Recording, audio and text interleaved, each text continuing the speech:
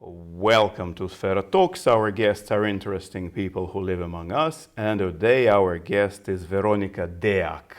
Yes. Hello, Veronica. Hello, Sergey. I know you as a entrepreneur. Yes. As a coach. Yes. Who is having her own gym actually and training people. Yeah, I'm having a studio, not a gym, but it's a studio where we are practicing my sports that actually I brought to Finland. New sports. And we'll be talking about that, yes. I hope, a lot. But first, tell about yourself. Why are you in Finland, Veronica Deac? Yes. 2020, July. Yes. Yeah. So I am a Romanian. My nationality is Romanian. I was born in Romania, but actually I was living also in Spain for around 5 years, almost 5 years, before coming to Finland. Uh-huh. So when I left from Romania, I was having like 29, and then I left to Romania from Romania to Spain, of course, because of a man. Uh-huh. Usually it's happening like Spanish. this. No, he was Romanian but living in Spain. Okay. And you were 29. Yes. What city in Romania did you live in? I was living in Timișoara. It's quite a big city. It's like the size of, let's say, here, Espoo. Mm-hmm. Quite big city. And I was actually a manager. Back then I was working as a manager, a financial manager in a very big company, Italian one. Actually, I'm speaking 5 languages. So Which? Romanian, my own, English, Italian, Spanish, French. So a lot of Fantastic. languages, but Yeah. not Finnish, Okay. unfortunately. Okay. It's totally different from whatever I'm speaking. Yeah. And I lived in Spain for 4 to 5 years almost. Where? In Gran Spain? Canaria. Oh. Yes, beautiful. Yeah. Everyone is asking me, why have you left from Gran Canaria, which is like a paradise, to come to Finland? Yeah. So it happened that we had our daughter. She was 11 months when we left from Spain, and it came the big, this in 2008. It was this big, how do you say, recession. Yeah, 2008, yes, the world and, global economic. Yes, and it started to be very bad because we were working in the touristic area. In Spain? In Spain, in Gran Canaria. So it started to be very bad there. And also, bad. What is it's it like bad? economically. Okay, no people, no customers. No tourists and lack of work. And also what we saw, it was that the education in Spain started to fall down. Deteriorate. So, yes, so because we had a daughter, we decided, okay, for her future, it's necessary to change somewhere where it's more like also for her education is better. And first we wanted to go to Germany, but we had a friend who was married to a Finnish woman, and he said, just come and visit us. And he was living in Iisalmi, and we came to visit. And then he said, why don't you come to Finland? So it was a decision, like a very quick decision actually. Because here we saw that nobody was doing what we were doing in Gran Canaria, like photographing tourists. What did you tell, by the way, before going like to Finland to finish experience? Yeah. Gran Canaria. Yes. What you were in tourist yes. sector. What did you do? Photographing. Photographing. Yes, we were having like a company, both of us. We were working together. And we were working with photographing. So I was actually learning from my previous job that it was economist as an accountant, a financial very big manager. I was working in designing and making photographing and videos and stuff like that. So I was changing totally my work. And it was just like that. I didn't had second thoughts or... I was just leaving my family, my friends, everybody, going to Gran Canaria, not knowing what I was going to do, but I was working with him. And then when we came to Finland, because we decided... Even before that, what was different? How did you switch from being a financial manager to a photographer, what was so good about being, what did you like most? The freedom. Because when you are working in a company, you have a schedule, you have bosses, even though I had only one, because it was the general manager, higher than me. But still, I wasn't having a personal life. That made me leave. And always it was a stressful life because, when you are handling money as a financial manager working for a very big company, I was handling millions of euros. And they were like big companies, and the decisions that I was taking, they were huge decisions with their money. So it was too much for... Stressful? Yes, it was very stressful, but I am quite a very, I'm not getting stressed too easily, and I can handle stress a lot. I was working too much, actually. That was my 12 biggest... hours a day? No, or 14. 14 hours yes, a day? Or 14 hours, no holidays, no weekends, and practically no life. So that was like a huge difference, because there in Gran Canaria we were like working whenever we wanted, and it was beautiful, of course, when you go to pools and nightlife and stuff like that. So it was totally different. And we had a lot of traveling. I was traveling in Europe, the whole Europe, a lot. Picturing? No, just traveling. Just for fun, yes. And it was amazing because we just took the car and traveling. So it was totally different life. From your 5 years experience in Gran Canaria, what would you recommend to people going to these tourist attractions, to Finns? What to know, like some tricks that you now know because of 5 years and people do not? Usually when they go with this full, like I don't know how they are called, when you have everything, like where you stay and also the food and everything, including like activities and stuff. All inclusive. All inclusive, yes. I don't recommend that. Why? Because it's no fun. You just go and you do whatever it's established in the schedule. Just be, spontaneous. You just have to go and explore for yourself, and also to find, for instance, in Gran Canaria there are like some places where you can eat. They are cheaper than restaurants, big restaurants or something, but it's a real good food. It's the food that comes from the ocean. How to find these small but restaurants? Usually you can talk to the locals. Come on, 5 languages, you can talk to the locals. Yeah, well, do not, I know, but even if you go, for instance, if you are staying in a hotel or somewhere, and you can go to the reception and ask, where do you can eat like really good food here? I don't want to go to big restaurants or something. I just need to go where the locals are going. And there you can really eat good food. And also you can travel. So don't stay in one place. Usually people are going, for instance, in Maspalomas or Las Palmas or Playa del Ingles, and they are staying in that part. Not so many are going to see all the island, and also go up north, where are the mountains and where are the local people and stuff, and you can find some nice things, and really you can discover the culture and also the common people, which are like really nice and very different. What have you learned about people? You moved from Timișoara, you moved for 5 years. Yeah, we are Latins, so we are practically the same. Actually, I was all the time, everybody was thinking that I'm a Spanish, so they didn't even imagine that I'm a Romanian. Okay. Yeah, they were speaking to me Spanish from the start. They were like, when they saw that I don't speak Spanish in the beginning, I was speaking only Italian, they were like, you're not Spanish? No, I'm not, I'm Romanian. So they are like, we have the same culture and we have the same things that we like. And of course, for me, it's quite similar. So I cannot know for other people who are... Are Spanish people different from Romanian people? Or can we say that? No. No? No, we are still quite the same. The cultures are quite the same. And that's why there are so many Romanians in Spain, actually.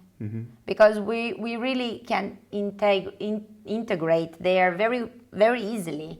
It's not such a big difference. But of course, there are also a lot of oppression against Romanians, not because of the good ones, because of the bad ones. Usually happens that. But it's in police, any nations. Police, yes, and everybody's like, sometimes they are judging you also there. So I think that judgment, these kind of reactions towards foreigners, it's everywhere. I don't think that there is a country where you don't find this kind of, let's say, stay away, you are a foreigner. This is, I think that it's a natural, let's say, behavior. When to be afraid of something that is not like you. Yes. How did Spanish changed when you told them that you're Romanian? Did they change their attitude? The people, when they met me, no. So the ones who really know me, and I'm having still my friends there. So even though I left 10 years ago, from there I still have some friends to whom I'm speaking, and we kept the relationship. But they weren't like judging me because I'm a Romanian, no. As long as they know me. But of course, when you said that you are coming from Romania or you are Romanian and you go in some establishment, they look at you a little bit colder. But that's another thing. So. Okay, yeah. So, and then you came to Finland. Yeah. And you liked it. Nope. No? Oh, okay. Yeah. Nope. Okay. No. I am the kind of person who likes a lot summer, sun, colors. So I like life a lot, with all the colors, all the vibrant energy, filled with the smiling laughter. Here, what I found, it was the coldness, depression, a lot of people depressed, which is like really, really concerning. And this attitude that this is my personal space, don't invade it. So I'm the kind of person who is very sociable, and I like to have friends and to hug people, and it's like in our nature. So when here I encountered so many people who are like keeping the distance and always talking much colder than in another country, then I was like a little bit like, ooh, where did I come? So I was like, it was a shock. When we came, we went directly to Lapland, and we searched their work in a Levi area, of course in the touristic area. And we really struggled to find work, to collaborate with people and do this work for touristic areas, what we were doing. What do you mean struggled? Because nobody let us to do this work, to collaborate with them. We wanted to do pictures, so photographing the touristic areas, and to do publicity for the companies that we were working with. Like, for instance, those that are like having safari with snowmobiles or with the huskies. And we were really preparing a lot of nice things to give souvenirs for tourists, and they appreciate it a lot. So whoever saw this, that we were preparing for them, especially because it was such a cold weather and people actually, their cameras didn't work there, and it was like really, really hard to take good pictures and to have good memories, souvenirs.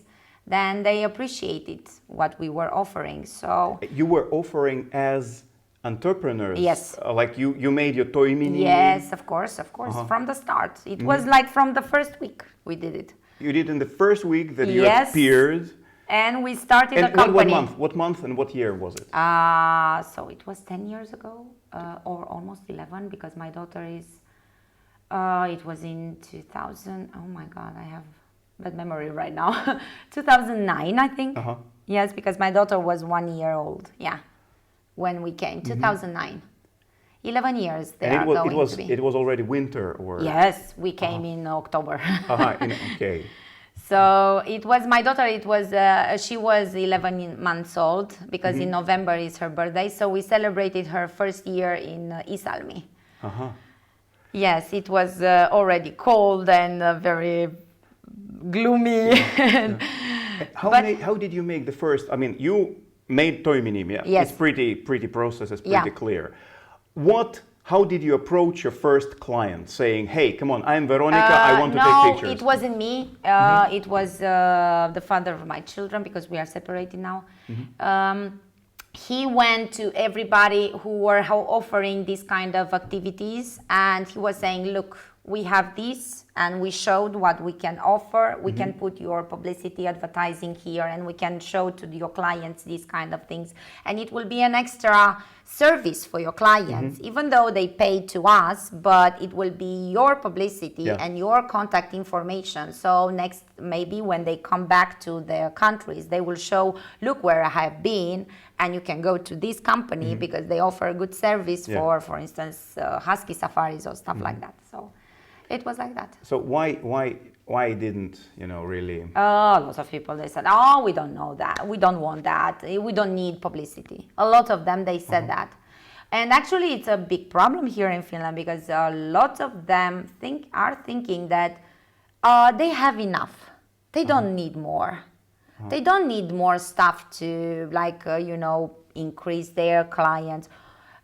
It was so funny. One of them said, "Oh, there are so many tourists in the world. They will find me.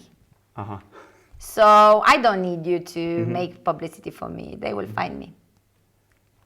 Strange. Okay. Anyway. And how long did you were but you in Lapland? that winter we had work, so we struggled going from one place to another. We travel quite a lot.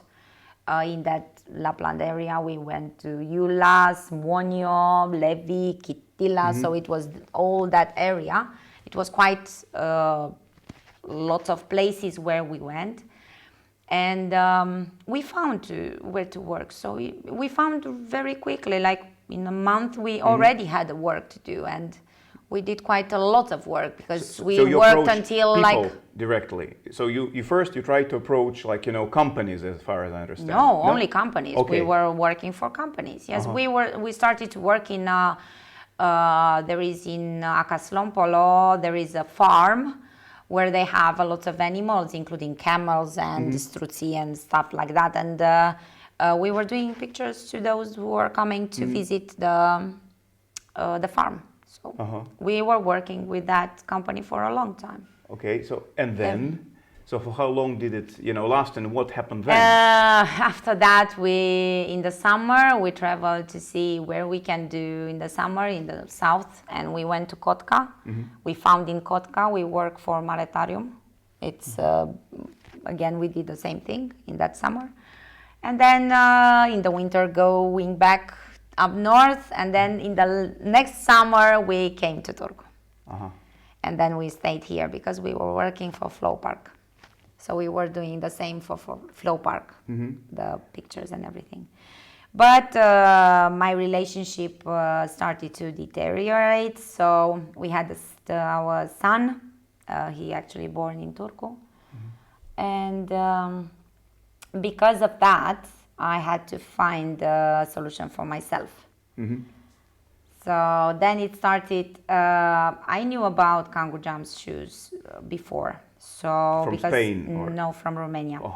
Because they are quite big in Romania for more than 11 years. And I had my own shoes, and I was trying to exercise at home. And of course, after giving birth of my son, I struggled with overweight and a lot of problems back in our home. And I was like, okay, I have to be strong. I have to put myself together and to start to think of something. And initially, I wanted to do something for kids because I was so fond of kids, and I was having a good connection with them. But then it happened I was searching to see where I can go to train with the shoes. Where do you have here in Turku Kangoo Jumps Club? And I found out that there is not in Finland at all. And I was like, how is it possible? It's so big outside. How is it possible that they don't have it here? And then it started my idea. What year was that? Bring it here. So I wanted to bring Kangoo Jumps here. I mean, what year? I don't remember. It was a long time ago. I just gave birth to my son. It was like 8 years ago. Yes. And then I contacted a company and I said that I would like to be the distributor for Finland. And they said yes, but and you have to be... And the company is where? In which country? The company is actually from Switzerland, but they have the main, let's say, the main warehouse for all Europe, the main distribution center for whole Europe and Asia. They have it in Spain, in Alicante. So I contacted them and I had a very long discussions with more people from them, and they were saying that, that it would be great to open up another country. But you need to be in fitness. So you need to have to be first an aerobic instructor or a personal trainer or something in fitness. You cannot become distributor, otherwise you just have to search for somebody who is an instructor. I thought, no, I will become. Don't worry, you will hear about me. So I started my journey to become an aerobic instructor. Actually, I did the courses in Helsinki. So How long it was? It was quite long, like 6 months. Okay. So, and I was training every day and learning about anatomy and biomechanical and totally different stuff that I was used to. A new career, basically. New career, yes. So that was my journey of starting in fitness area. And after I became an aerobic instructor, I already contacted them because I wanted to become Kangoo Jumps instructor. So they heard again and I said, do you remember me? And they were like, really? You became instructor? Yes. For you guys? Yes. And then because I was always admiring Nicolae Ceaușescu, the one who brought Kangoo Jumps in Romania, and actually she's my trainer and my mentor. I wanted to go to a workshop that it was hers. So luckily she had very quickly a workshop in Alicante, exactly there where is the company. So I had two very good situations, to go to the workshop and to talk to the company directly there. So in their main office. And after I took my license, I also took my contract. In Alicante? Yes. Fantastic. So when I came back to Finland, I was a Kangoo Jumps instructor and also distributor for Kangoo Jumps in the same day. And what did you do next? I had to open my company. And that was the biggest challenge because I didn't have money. And of course I didn't know anybody here. I didn't speak the language.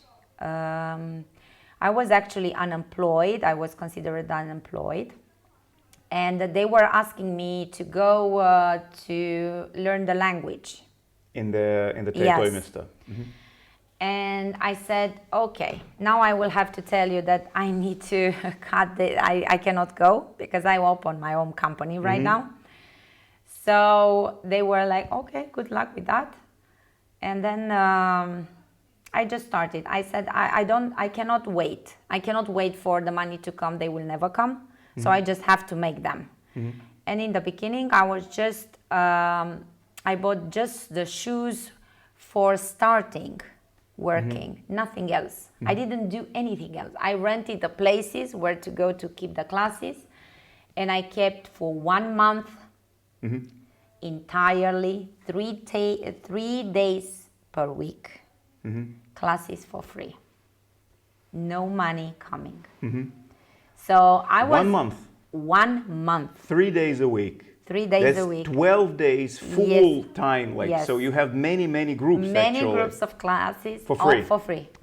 Just to make. How many people did you have in this for free? Because I had only 20 pairs of shoes. I had to rotate them. So I had a lot of people, but I started with a lot of Romanians that I was searching in groups, and I invited them to come to join my classes and to bring their friends and their relatives and whoever they knew.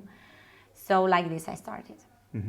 So it was actually not having any income because after that I started again classes, but a lot of people gave up because, of course, when they don't have a free thing, when they need to pay, they don't want to come back. So I started after that, like very slowly, very like really light, and I just did very small steps, very, very small steps in the beginning, and like that I started. How did you survive when you didn't have any income? I mean, yes, you had energy. I survived because I have had a land in Romania that I sold, and I didn't earn like almost anything of it, and it was enough to buy the shoes. And I was making my calculate because I'm an economist, so that was helping me. I made my provision how much I can keep and invest and survive with those and that, so like that. Who are your clients now? Mostly Finnish people. I have some Russians also, and not Romanians anymore. Why? With the Romanians is a very strange thing. They are not sticking with the thing. They don't stick with, and especially they are very lazy. I have to admit that they are quite lazy, and they prefer not to do activities like, especially the ones who are outside Romania. Inside Romania, they are quite different. In Romania, there are like full classes. There are like classes, for instance, in Timișoara with 120 people at once. 120 people jumping at once in one class. I have traveling last year in back home. After 4 years, I went there, and I went with my brother because also he likes it, and we went to his fitness club. And in that day, it was July. They were outside 40 degrees. Inside of the place, it was like hot like hell, and we were 70 people. Amazing. Yes, so this is happening. But is it, I mean, like, why? What makes, I mean, Romanians in Romania, they are not lazy, then they come out and they become lazy. They are changing. I don't know, they are changing. It's totally different. I don't know why. I cannot explain myself either, because I felt like, they actually, I found out that they don't support the others Romanians that are having businesses, which it's very wrong, because we should support each other and we should collaborate, because if we don't support each other, how can we expect that others are supporting us? So Romanians do not support abroad each other? Not very much. So they are like having groups and they gathering together, but like a community, we are not a real community. I don't find a real community. For instance, I'm not collaborating much with any Romanians, and not because I don't want to. It's because they really are not interested. So what I'm doing by myself. So I have some clients that are Romanians and they still are coming for a long time, but others than those I don't have. And if I want to reach more, they are not interested. They don't get interested. And there are plenty of them in Turku. There are like so many in Turku, and still they don't come. And I started to become a big name already, and they should be proud.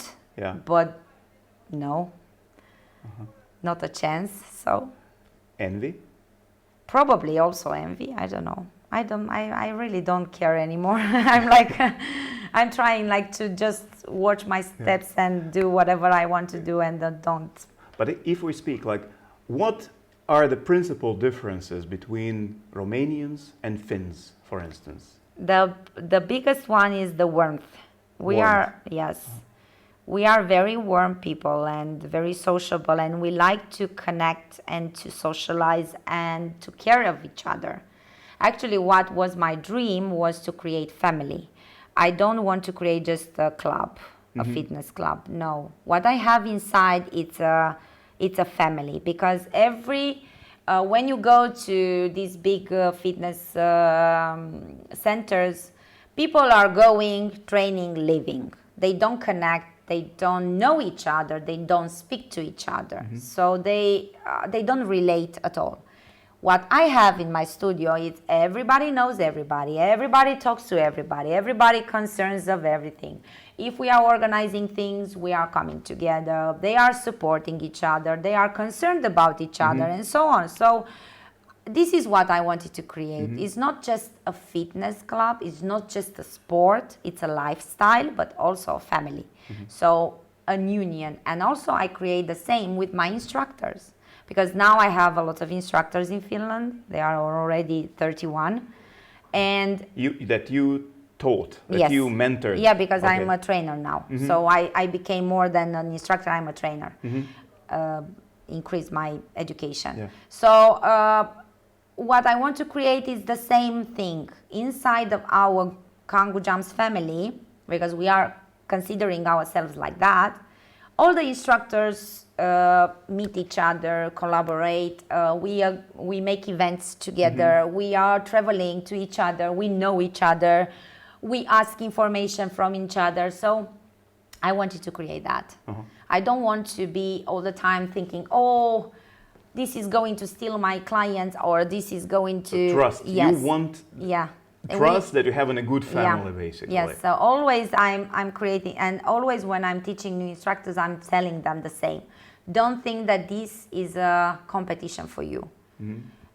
When you try to do a work by yourself, you may reach some points, but when you are helped by somebody or collaborate, everyone wins. So you can find sometimes that, oh, maybe I gave more than the other person.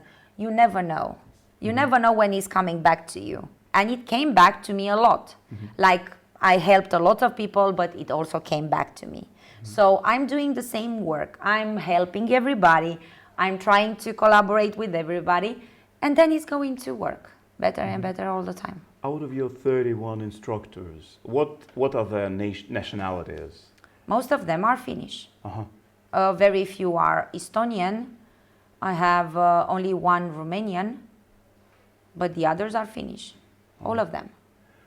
So is it a family already? Yes. How do you spend time? It's like, for instance, we are organizing a lot of events. Right now, next weekend, on Saturday, we are going to Porvoo, me and another instructor of mine here. We are going to Porvoo to another instructor to help her to promote. And we go in the city, we organize some flash mob and bringing people to try the shoes to make her clients. To help her? Yes, to help her. Yeah. I'm bringing my shoes and we go there and we make master classes where I'm teaching some extra classes and doing these kind of things. So what's your goal? You have 31 instructors. My goal is to be really big. 50, 100, 500 instructors? I don't all care. All Finland jumping?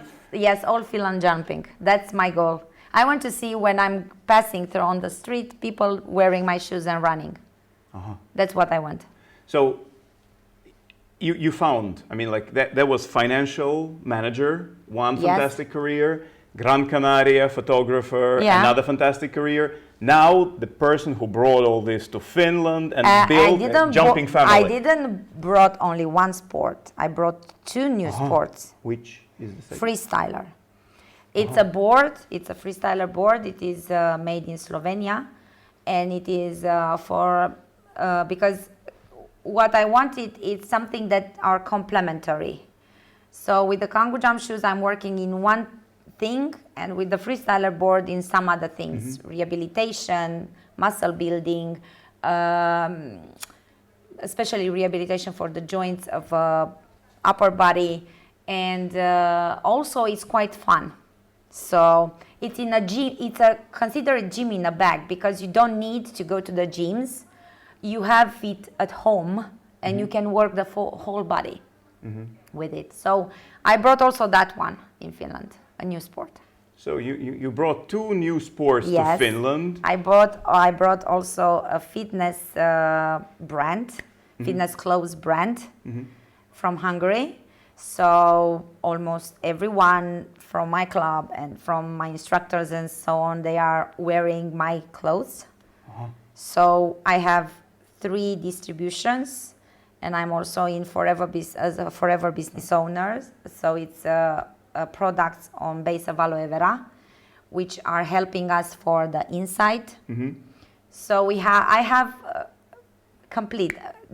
That was my goal, actually. Full package. Yes, but I had this goal from the beginning. I didn't have it like this. Didn't come like ideas. Didn't come later on.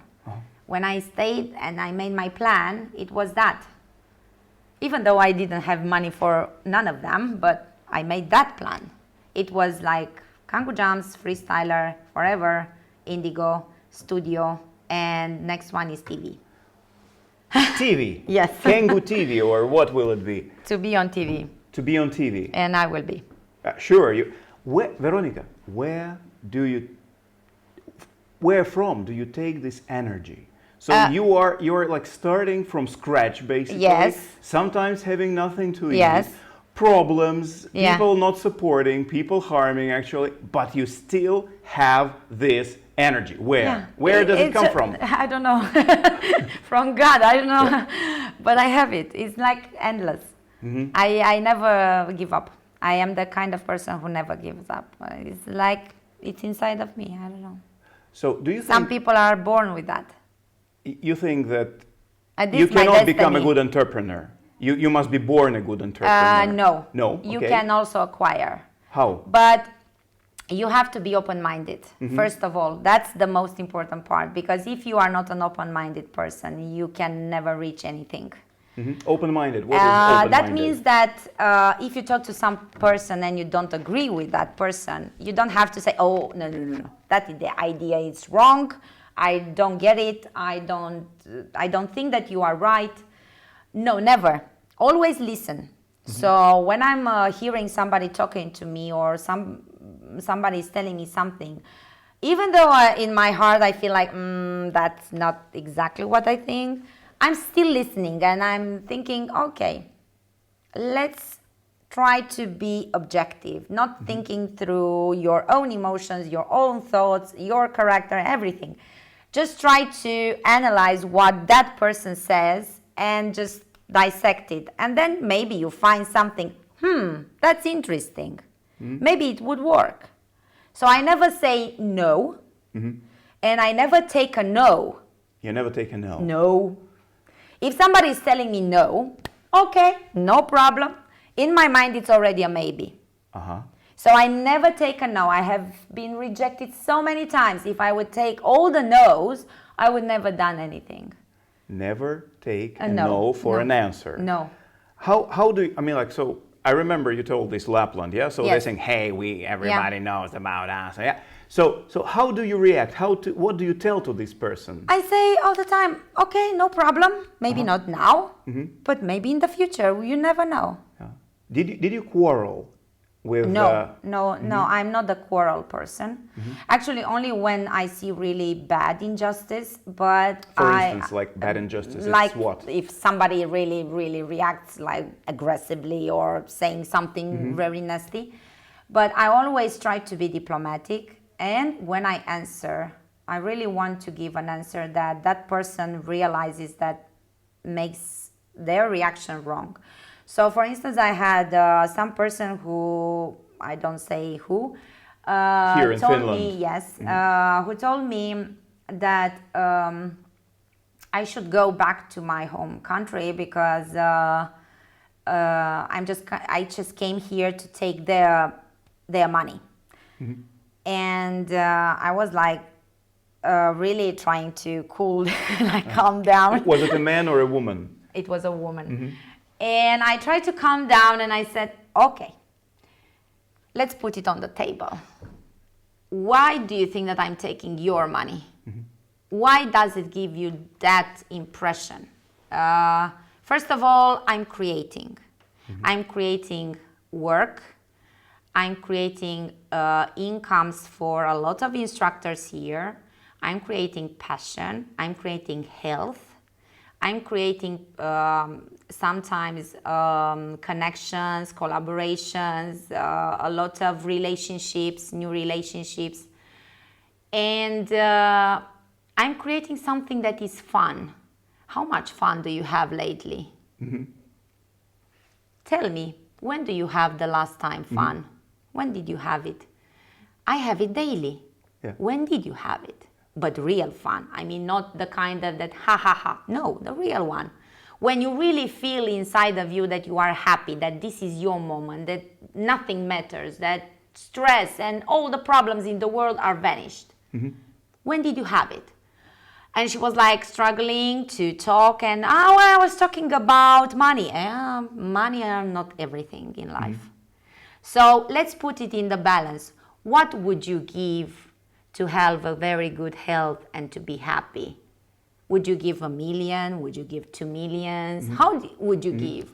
A lot of people are having terminal diseases. A lot of people are depressed and they are going to kill themselves tomorrow. Do you have? Can you value that kind of life or that kind of mentality? Can you value it? Can you give it a value in money? Yeah. No, you cannot. Mm-hmm. Life matters because we actually, whatever we are doing, we are like connected to our person. It doesn't matter what is happening. In the end, we are the only persons that matters. Yeah. Even if you have children, even if you have a family, even if you have a lot of businesses and so on, in the end, you matter. Because if you have a family and you don't take care of yourself, it doesn't matter the family anymore. Mm-hmm. What you are going to think if you are sick, very sick and very ill? Does it matter that your children are going to grow without you? Mm-hmm. It matters, of course it matters. So I said, I'm creating so many things for this country and for these people that I am sure I'm not taking anything from you. Yeah. Be sure of that. And of course she was all red and she was very angry and she left. So I tried to make the people realizing that they are mistaken. I don't argue. Mm-hmm. I'm not in a quarrel. I'm not in a fighting. But whenever I want to fight for my things, I am like a tiger. So, Tigress. Yes, it's like going for everything. Absolutely. I mean, what you told immediately, like now, it was the case of xenophobia. Yeah. When people do not like the strangers that we touched earlier. Have you other cases of xenophobia here in Finland? I don't know, maybe some smalls that are like covered. For instance, when I'm publishing in groups like Nice You Retired or there are lots of groups in Facebook that I'm publishing. And I'm sharing my posts and I'm sharing my ideas and stuff. Even though the writing is in Finnish, even though everything what is saying, I try to avoid writing in English in those groups. They are still not taking into consideration my posts. Uh-huh. So they are very little likes or like comments or stuff. But if the same posts are shared by my instructor who has a Finnish name, she gets a lot of likes and a lot of comments. And she was we were doing an experiment. Uh-huh. I shared the same and she shared the same. And she was like ashamed. She felt ashamed. She was like, that's not possible. Really? This is really happening? Yes, it's happening. So she saw for herself and she was feeling ashamed that the people were not considering me good enough to comment or to like the same post that she was, because she was actually sharing my posts. Of course, yeah. And it was me there in the front teaching. So they put likes because she was put likes Finnish. And also a lot of comments and where can I do this and where do I buy the shoes and everything. So they really were like really making a lot of waves when she posted, when I posted, nothing. So this is happening quite often. So this kind of hidden, let's say. Latent sort Yes, of xenophobia. yeah. Okay. It's happening.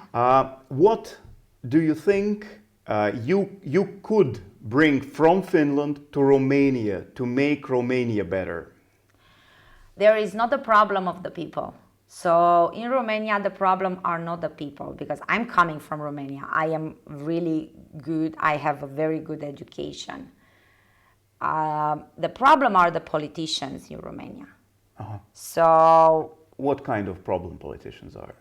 Corruption, and they steal, they lie, they do whatever they want, and they are coming from the communist, still from the communist time. So all of them, they are like, you know, how can I say? They are like those that you can never kill them. You know, they are still there.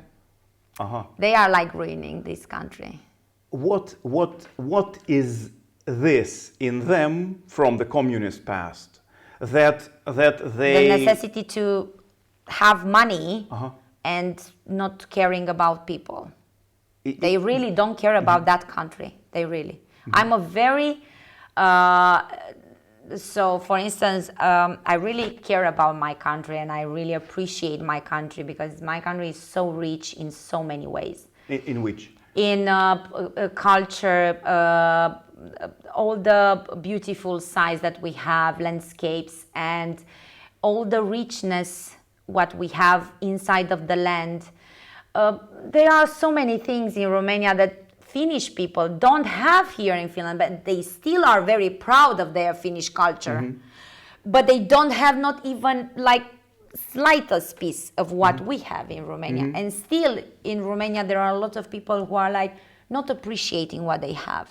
And this is bad. And it will be like, it's not good, because there are like so many generations ruined because of this lack of stability inside. And to say, let's fight together to get these people and to put somebody, but really without bribing, without money thinking, without anything. So sort of transplant Yes, Finnish but it's politicians like, yeah, it will be like so good to have somebody like really, but you have to cut them all, because they are all so rotten. The system is so rotten inside that it's very difficult to change it. It's really, really difficult. It will take like a lot of time and but people are so tired there. They are working too much. They are struggling with money too much. The bureaucracy is like mind-blowing. If you go to the doctor, you need to pay. If you go to have some papers done, you have to pay. If you go you cannot go inside the line because there is somebody else who's taking your place, and so on. So it's too much there. What will be the first 3 steps? 1, 2, 3, like, you know, really to change Romania? It's very difficult to say steps there. Like, sometimes I said you have to put them on the wall and just shoot them all, because they are all rotten. So you have to give examples. You cannot. They are not going. It's not going to happen. Even though they are like some cases of corruption, like rising, they are actually like undercover there, because there is another big guy that is waiting to go and replace that one. You know, not because it's a honest one or something is going to happen. No, not. But do you think, I mean, like, there is a saying that applied to many nations, and I've heard it applied to Russian, for instance, nation, that people deserve leaders they have. Can it be so? It is possible, yes. We deserve, because the country cannot heal themselves if they don't want to heal. And the people, I told you, they are tired, and they don't. And they are the same like here. They don't support each other. So the same thing is happening there. They don't support each other. They don't say, let's hear if it's something happening. All the people are in the city, right? Protesting. Nobody is going.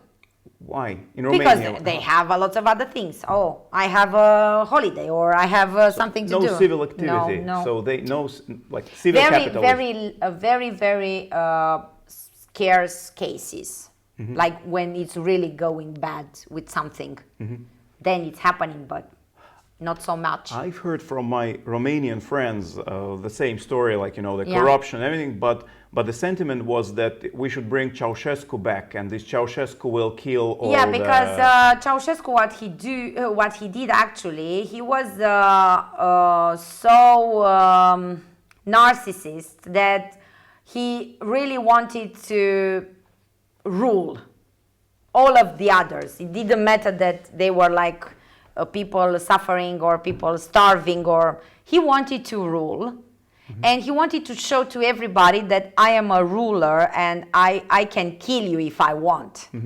So they were afraid of him, but he wasn't a leader. So we have to have different mentality. A leader is one who makes it grow.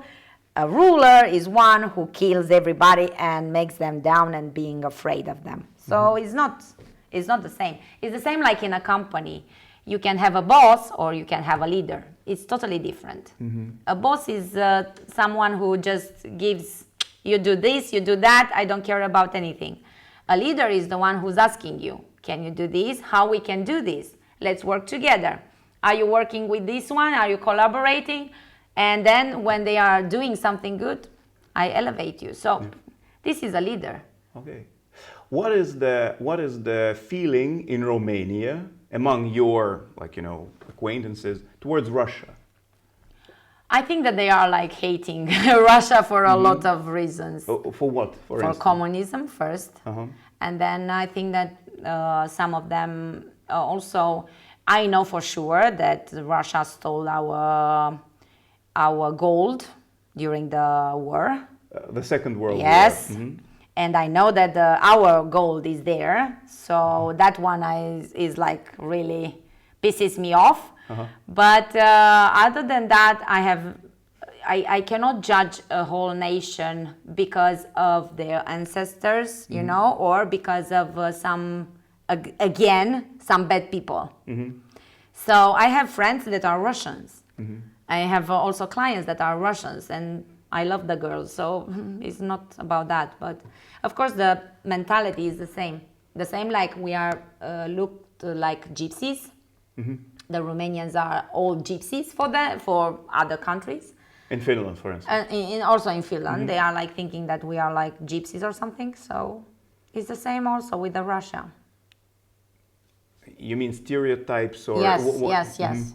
Judging by the things that somebody else did, or most of the people did in the past, or mentality that there is at the high level. But why? I mean, why Romanians are treated as gypsies? Because the gypsies were the first who left Romania, the first who went outside of the country and did bad things. They were stealing stuff, and they were like 20th century already. Yes. Because after actually what Ceaușescu wanted to do was to kill all the gypsies. Oh my goodness. Yes. Before he was killed, he wanted to really kill all the gypsies in Romania because there were so many. We had like 2 million of them, I think. And that was his decision before he was dying. And of course, they escaped of that decision. And when the frontiers were open, they were the first who left. They were the first who went outside and searched for a better life, like better stealing and stuff. So it's like remained in the people's mind that we are stealing, we are like thieves. And so sometimes not the best actually, probably gypsies, went and... there were of course also Romanians who were doing bad things, but mostly they were gypsies, so... Romania, again, I cannot just omit the question. What is the perception, feeling towards Dracula? Because he is... That's a stupid thing that happened with a book. And it started to that. So actually, that book was... Bram Stoker. Yeah, but it was like the model of the Dracula was taken by our ruler, Vlad Țepeș, yes. Because he had that rule to put in the On the stake. Yeah, on the stake. The bad, you know, those that were treating badly the people. But he was a good ruler, you know. I mean, he was very... Vlad Țepeș. Yes, he was very harsh, and he was like really... When somebody was doing something wrong, he was, you know... Cruel. Yeah. But in Romania, when we are hearing about Dracula, it's like a really good joke for us. So yeah, well, but... So basically, Bram Stoker turned an effective and good ruler into a, you know, worldly known vampire. So, and you don't like it? No, I don't. Okay. Like it. It's like really stupid. For me, it's really stupid. But well, it brings also some tourists traveling to Transylvania to see his castle, Castelul Gran. But besides that, okay. Nobody gives a damn there about Dracula. Okay, you came to Finland to give your daughter better education. Yeah. Are you satisfied? Okay, that's another question. Not entirely. So I consider that, of course, they have a good system, but it's not the best. Let's be fair. It's not really the best. What does it lack? First of all, they do too less things. Of course, it's good that they don't want to stress the children, and it's good that they want to. But let's be honest. How many are with high education in Finland? They are not reaching, and they are not like what is lacking in the system. It's the necessity to put into children's minds that they need to overcome all of their problems. In life, you need to overcome your problems, and you need to develop yourself to make your mind a competitive one. So, because nobody life says... is a struggle. Because life is a struggle. And you never know where the life will throw you. Maybe you will have people around you that will like let you do your work and so on. But maybe you will find yourself in a field, in an area where you really have to be good in order to survive. Competitors, they will be... So you have to have in your mind, I am alone. No. Always there are competitors, people around us, competitors. It's not a possibility to not have somebody who's doing better than you, stronger than you, working harder than you, and so on. It's not possible. So if you make like your mind, oh, let's put all the children in the same line. No. Why? Why is it necessary that everybody should be the same? They are more communists than the communists.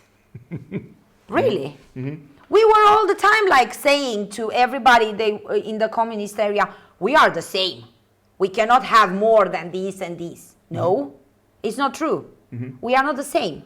We are not built the same. We don't have the same mind. We are not have the same skills and so on. We cannot be the same. One is better than the other. Why don't you put this that is better to push him to like flourish and to grow more? They keep them at the same level. They don't want them to, especially if they are an immigrant. If there is an immigrant child and it's good at football, let's say, they put him to stay on the, because let's make the other children also play. Why? If they don't know how to play, stay at home. If you don't know how to play, if you want to put this one, maybe you will win. Why are you afraid of winning? This is what they teach in school nowadays here, and I don't like it. Because I want my children to be ready, to be prepared. The life will be very hard, and it's going to be even harder now. Why? The world is not going to be easier. Nothing it will be easier. Always it will be harder and harder. Everything. Health, work, life itself, everything. So we need to get our children ready for that. Competitive, more competitive. Competitive not only because I need to push him or no, competitive in a good way. I mean to really make understanding what is their good points and grow strong ones and then grow those. That's the main reason of the education. You cannot put everybody in the same line. Of course, one cannot reach the university level. One can reach it. But you have to prepare it, the one who can reach it. They are not preparing in the school, and that's why they don't have so many with high education here. That's why they lack doctors. That's why they lack good professionals. The health system here is a disaster. So why health system here is a disaster? My God, another question. Are you still having time? Yeah, absolutely. It's so very interesting. Bad. It's very bad, the health system. I can argue with you that first, the numbers, like, how long people live, the infant mortality, they are very good, actually, on the global level. People live long lives. Because they are 5 million. Let's make the calculations also how much people they have. Yeah, but I mean, like, all these numbers, they are given for 100,000 euro usually, so that you can compare different countries. And Finnish healthcare numbers are pretty okay. But I've heard quite a few times that Finnish healthcare is not good. No, it's not good. Why? Because they don't. What is? So, first of all, I am now because I am with the alternative medicines, so I'm using homeopathy because my best friend is a homeopathic doctor, and I'm using it for a long time, like 20 years, and also natural remedies, and also because I'm using forever products, I'm like in a very good health. So, but I have had a lot of clients of mine who went to the doctor for a problem and they never got the real solution. They always have, for instance, if they have a pain or if they have a problem, burana, and stay at home. And you will see when it's going to end. This is not a solution. Burana is not a solution for everything. Yeah, it isn't, yeah. So there are like so many. I have had a lot of mothers complaining to go with the kids in the emergency room, staying 4 hours with a kid that is having a high fever. And they are giving them, okay, you can put him, it's not so bad. Maybe we'll see him like in 2 days to see if we give like some antibiotics or something. So the system is not good because they try to fix things with easy stuff, but not trying to find the real problems and fixing it differently. So and they are afraid. Okay. They are afraid because here there are so many medical claims. For instance, me forever, because we are working with supplements and with things that are good for our health. We are not allowed to say a lot of things, even though they are good for those things, but we are not allowed to say. What do you mean? I cannot give you examples. Yeah, okay. Yeah. Because it's not allowed. But for instance, I have my aloe vera gel, the drink, and I cannot say that it's good for something, even though I know that it's good for that. Yeah, but it's another story, because to say that it's good for something, yes, but you must that's have what I say. Trials. You must have trials. They are having a lot of trials. This company is for 42 years.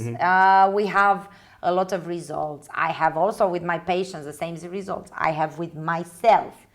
You asked me about my energy. Yeah. I have also this energy because of what I'm using and my health. And I have escaped of my headaches. I had very bad migraines in my life. Now I don't have anything. I never get sick. I never have any problems. Nothing is hurting me. I'm 44 years old, so not young anymore. And still, everything is in perfect condition with me because I'm taking things that I know that they are good for certain things. But here we are not allowed to say. There are a lot of medical claims. And also, everything is connected to the pharmaceutical companies that are from here. Burana is from here. Okay, so what would you change in healthcare? I cannot change anything. What would you? I mean, like if you had I this would magic have like wand. better. I would have like better doctors, like with more knowledge, and to expand their mentality a little bit, and not just stick with the same way of treating diseases. Give alternatives. They are not only that. And also, when you want to prevent something, you can do something before. You don't have to wait until the disease is coming. And also Finland has like quite an old generation, so maybe they will. And don't be so sure that there will not be too many sick people. They will be. Because already I can see a lot of sick people, a lot of people with problems. And it's not only physical, there are also mental problems, which are the worst. Because you cannot treat depression, panic attacks. They are taking a lot of them medication for that. And it's not good. What would you change then in education system so that I would make it like the same like here, but a little bit more challenging. Because what they are teaching like until some certain level is like too, I know that they don't want to press the children with too much, but sometimes it's also better if they would add a little bit more, and also to make this more competitive, to make them understanding that they need to, like, I don't know. To be prepared for a struggle. Yeah. To be prepared for... Okay, thank you. Are you planning to return to Romania at some point? No. And change the country? No. Why? I cannot change by myself there anything.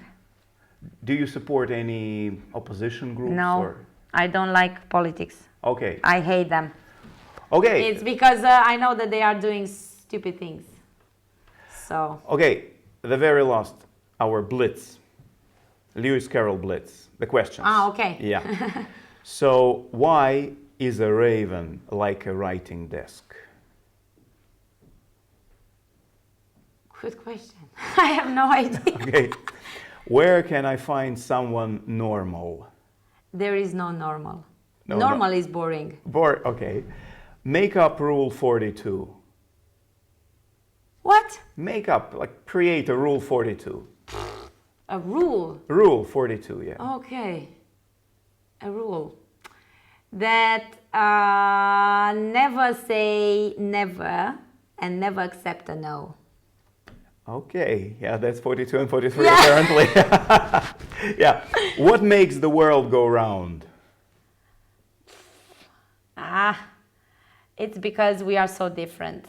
And of course, one idea comes from one person, but another can improve it, and so on. So it's a circle. In the end, it's a circle. That's why also our Earth. Okay. Who in this world are you?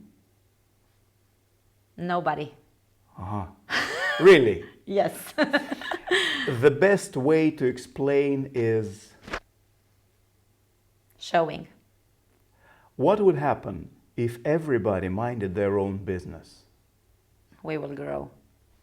One of the deep secrets of life is... Think about yourself. What to do if you want to get to a place you want to be? Stay there. Thank you so much for coming. Thank you, and all the best luck in all your endeavors. Thank you. You are fantastic. Thank you, Veronica. Thank you, Sergei, for inviting me. Thank you. And that's all talk for today. Have a great tomorrow.